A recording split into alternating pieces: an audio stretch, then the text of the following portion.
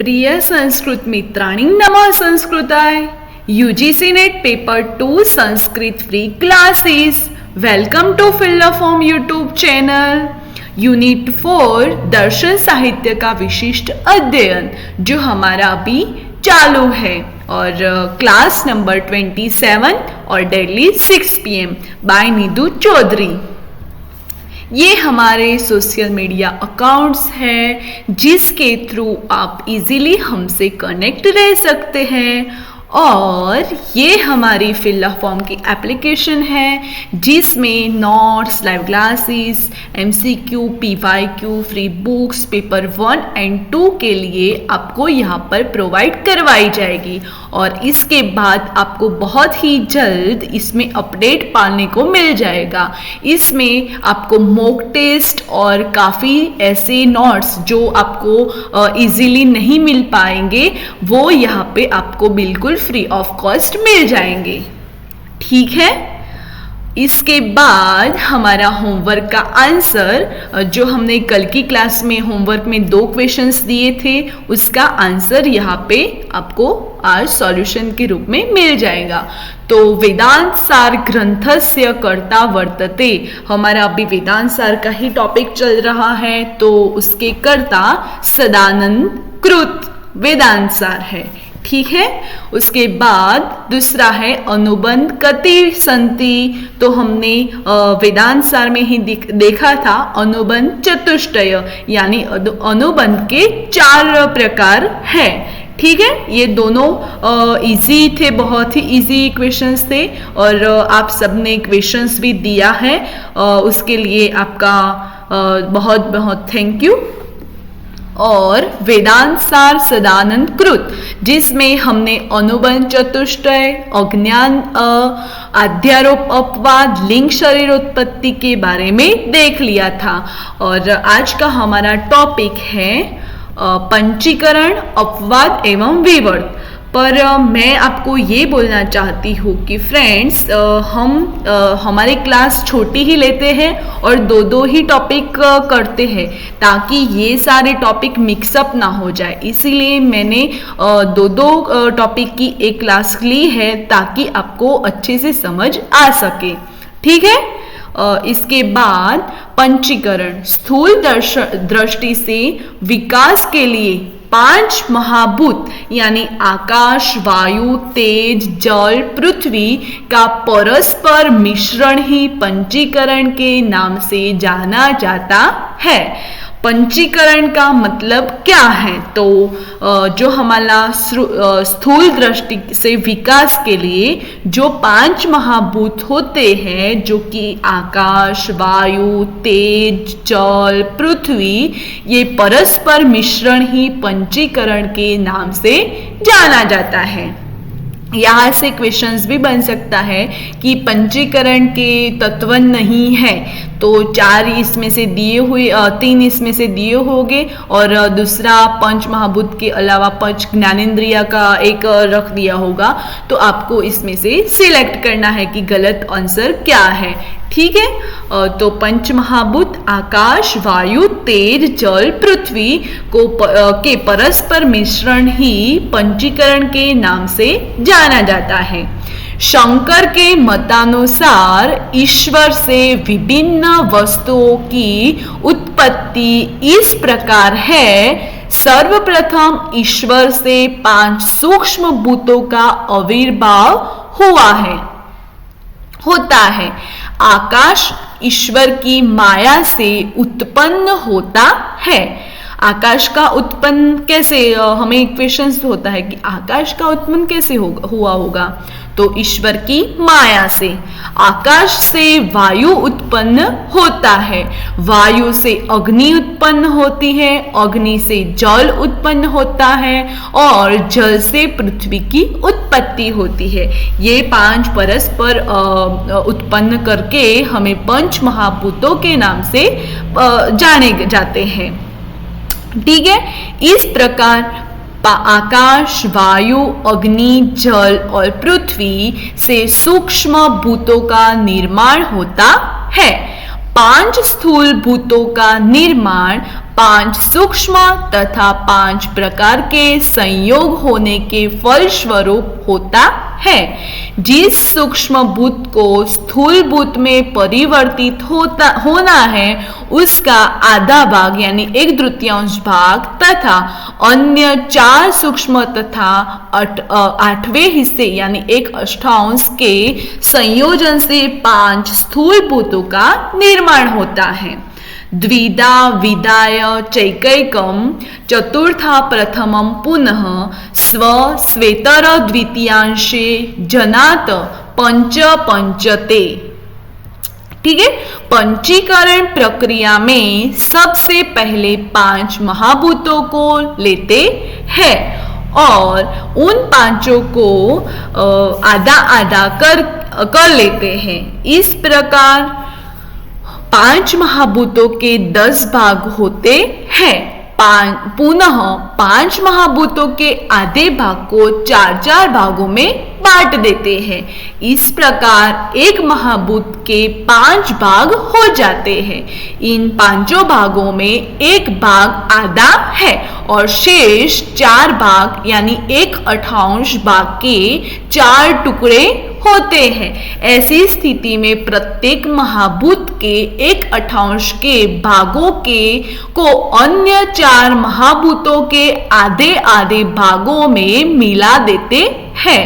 जैसे पृथ्वी में आधा भाग पृथ्वी का और शेष आधे भाग में 1/8 भाग में आकाश, 1/8 भाग में वायु, 1/8 भाग में तेज तथा 1/8 भाग जल का होता है। इस प्रकार अन्य महाभूतों में भी इसी नियम का पालन करते हैं। इस प्रक्रिया को पंचीकरण कहते हैं। ठीक है, आपको समझ आया होगा। मैंने बड़े ही आसान सी भाषा में आपको समझाने का प्रयत्न किया है कि 1/8 के 5 भाग होते हैं, जिसमें 1/8 पृथ्वी पर, 1/8 आकाश, 1/8 वायु, 1/8 तेज, 1/8 जल का भाग होता है।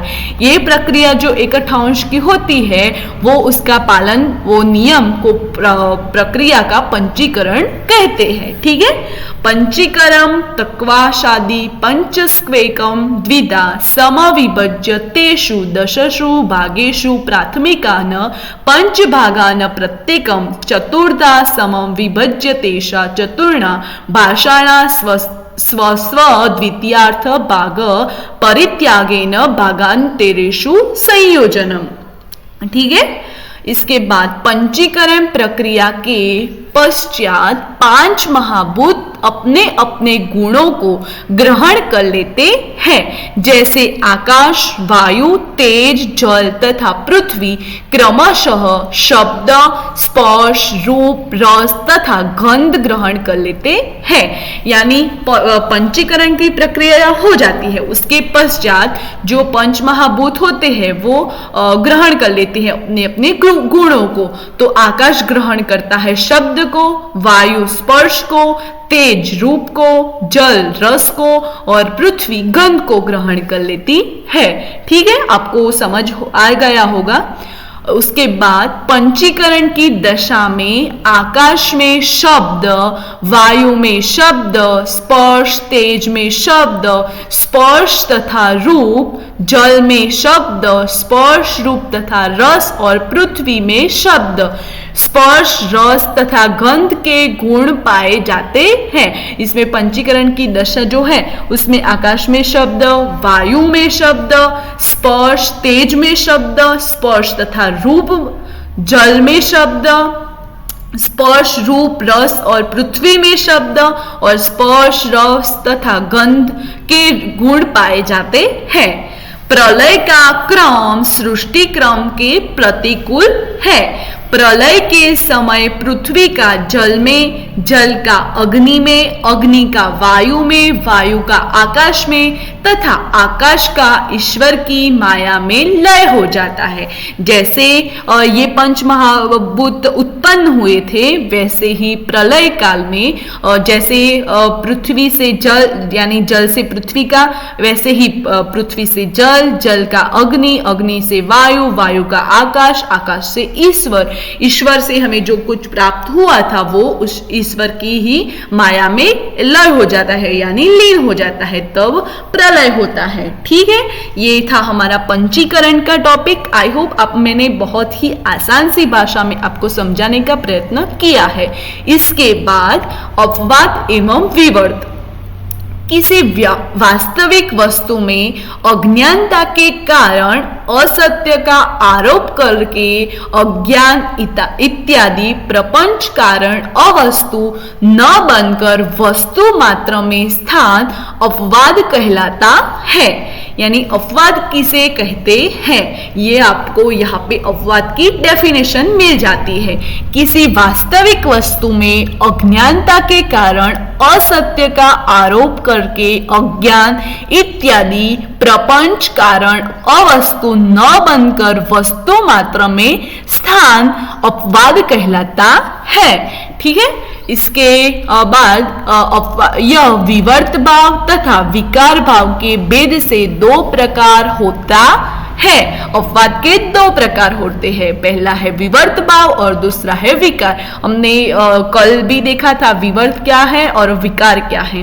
तो विवर्त भाव को स्पष्ट करते हुए वेदांत सार में लिखा है कि किसी वस्तु में अपने रूप के परित्याग के बिना दूसरी वस्तु का मिथ्याभास होना विवर्त कहलाता है।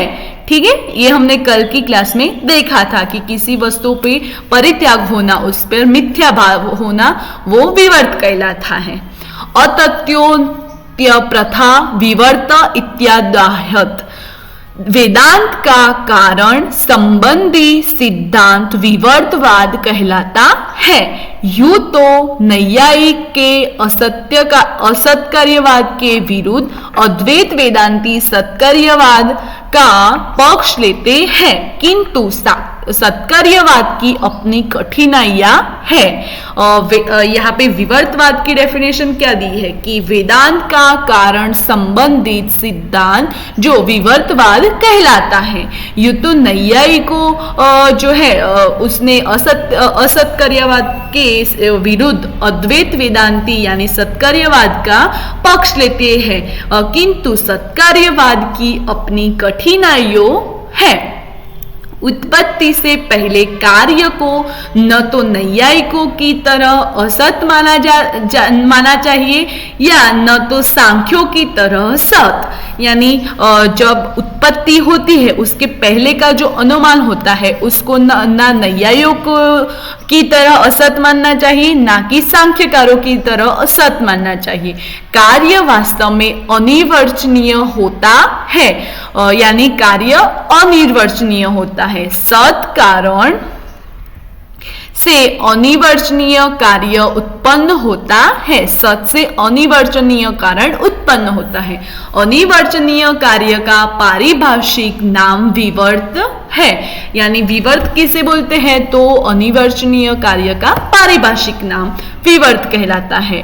परिणामवाद, सांख्य सिद्धांत और विवर्तवाद में कहा भेद है। इसे वेदांत परिभाषा इस प्रकार बतलाती है। परिणामो नामोपादान समसत्ता कार्योत्पत्ति, विवर्तो नामोपादान विषम सत्तात कार्योत्पत्ति।